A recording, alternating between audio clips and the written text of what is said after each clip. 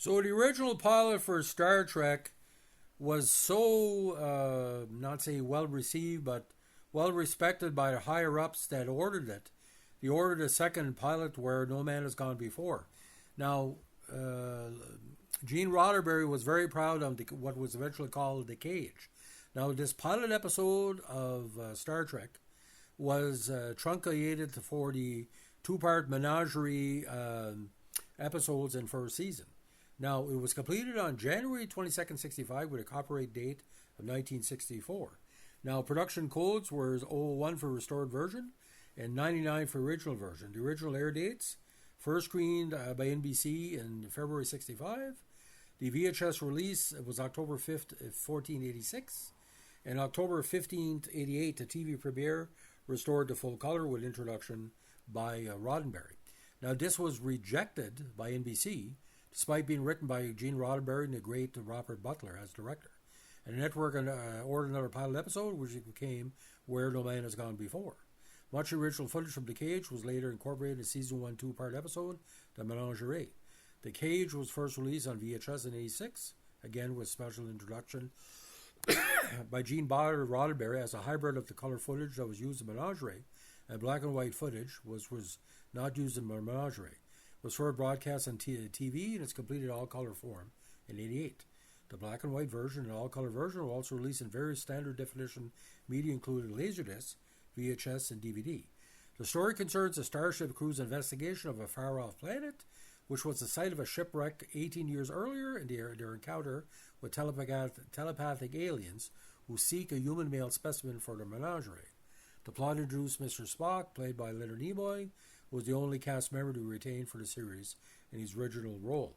Now, interestingly, he was playing kind of an emotional Spock because Jeffrey Hunter, who I'm named after, who played Captain Pike, and Spock were being sung to by these plants. And I think Spock stops the plant from singing and he leaves it go and sings again and he smiles. Now, the cast is quite good. You had Susan Oliver as Vina, Meg Wiley as the keeper, Peter Duria as Lieutenant Jose Tyler, Laurel Goodwin as Yeoman Colt, Clegg Holt as Transporter Chief Pitcairn, Malachi Thorne as the keeper, Michael Duggan as the KLR, Georgiana Schmidt as First Telosian, Robert C. Johnson as First Telosian, Vos, Serena Sandé, John Lormer, Adam Rourke, Leonard Moulton, Anthony Joachim, Ed Madden, Robert Phillips, Joseph Mell, and Janos Procasa, the anthropoid ape and humanoid bird, which it only see parts of in a restored version.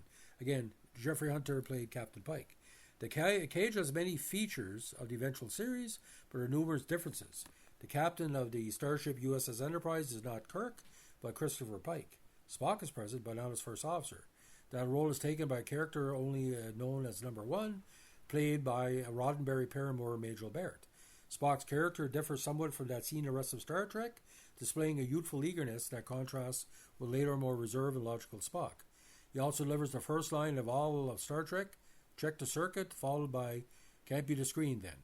The weaponry used in the pilot also differs from that seen in the series proper, identified as lasers rather than phasers, and different props are used for the communicator and handheld weapons.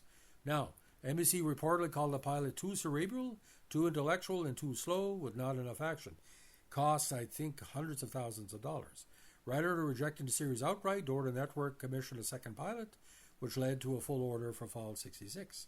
Now, during the first season, the need for new episodes to be delivered to the network on time to meet air dates became urgent, and a framing story with the series regulars was written around most of the original footage from The Cage, resulting in a two-part episode, The Menagerie. Somebody else played Captain Pike, who was paralyzed. Now, the process of editing the pilot and The Menagerie disassembled the original camera negative of The Cage, and thus for many years it was considered partly lost. Of course, it was found later on. A film archivist found an unmarked 35mm reel in the Hollywood Film Lab with the negative trims of the unused scenes. Upon realizing what he had found, he arranged for the return of the footage to Roddenberry's company.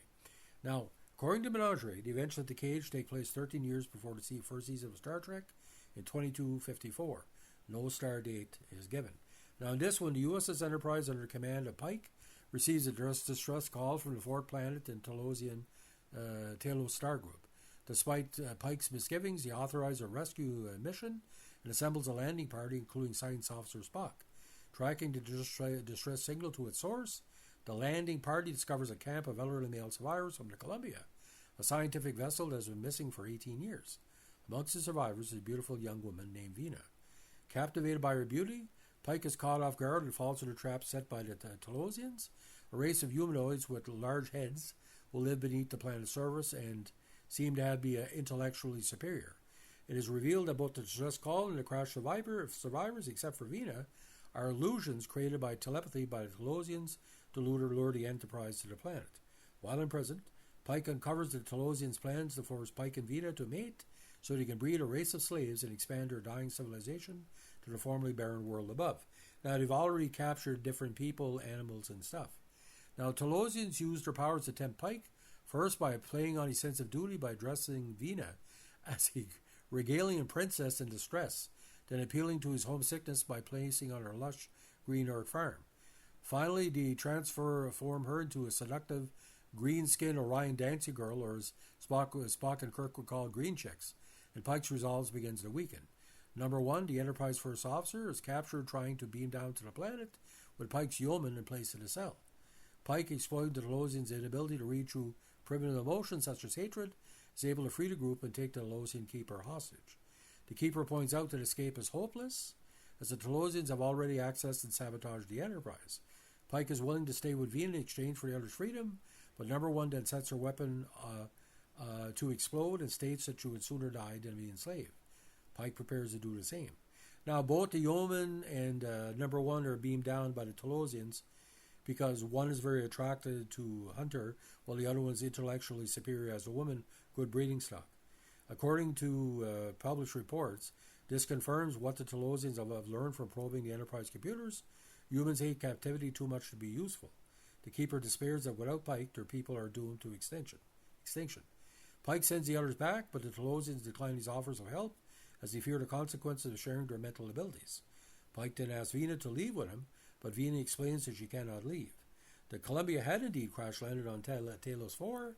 Vina was the sole survivor, but was badly injured. The Telosians healed her, but due to her unfamiliarity with human anatomy, she was left severely disfigured. Only with the help of the Telosians and her illusions is she able to maintain her beauty and health. Having a proper understanding of humanity, the Telosians grant Vina with an illusion, a Pike as a companion, so that she may live out her days in peace.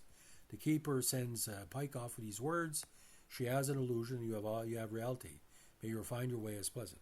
Now, Jeffrey Hunter had a 6-month exclusive option for the role of Captain Pike. Although he was required to continue the series was picked up, he did not have to film the second pilot that NBC requested. Wanting to focus on his more productive film career, Hunter declined to return and was replaced with James T. Kirk, as portrayed by Canadian William Shatner. Roddenberry wrote to him in April '65, "I am told you have decided not to go ahead with Star Trek. It has to be your own decision, of course, and I must respect it. You may be certain I hold no grudge or ill feelings and expect to continue to reflect publicly and privately the high regard I learned for you during the production of our pilot." Like Roddenberry really liked him.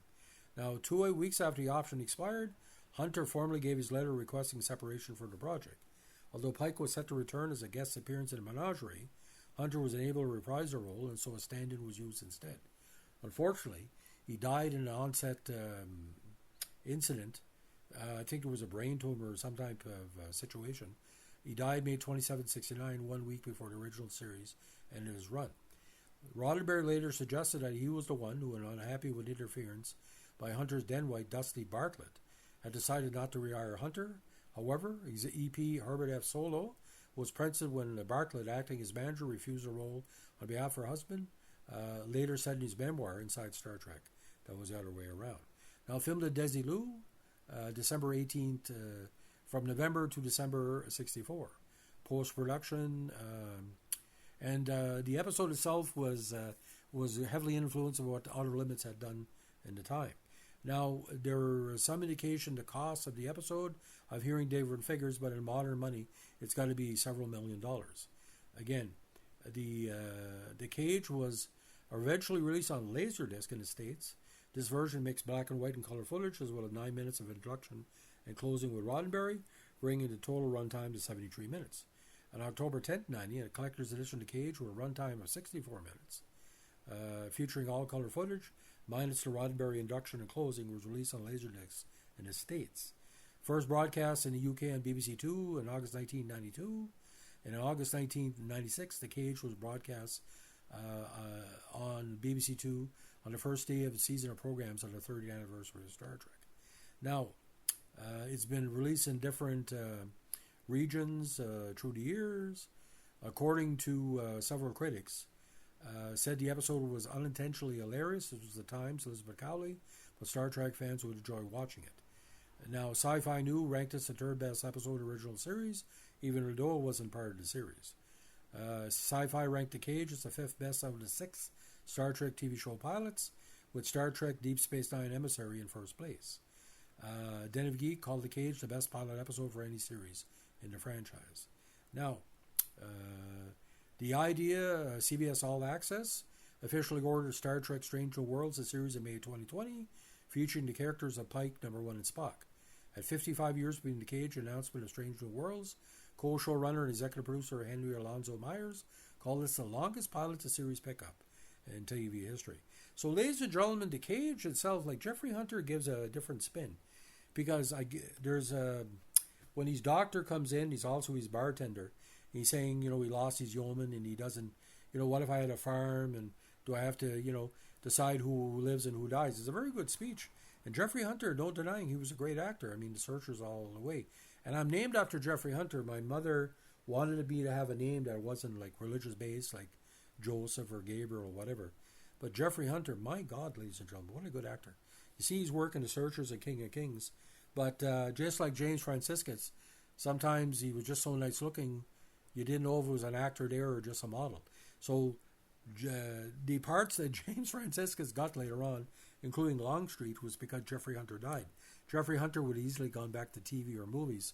And he probably would have done a Clint Eastwood movie or even a John Wayne Western in the 70s.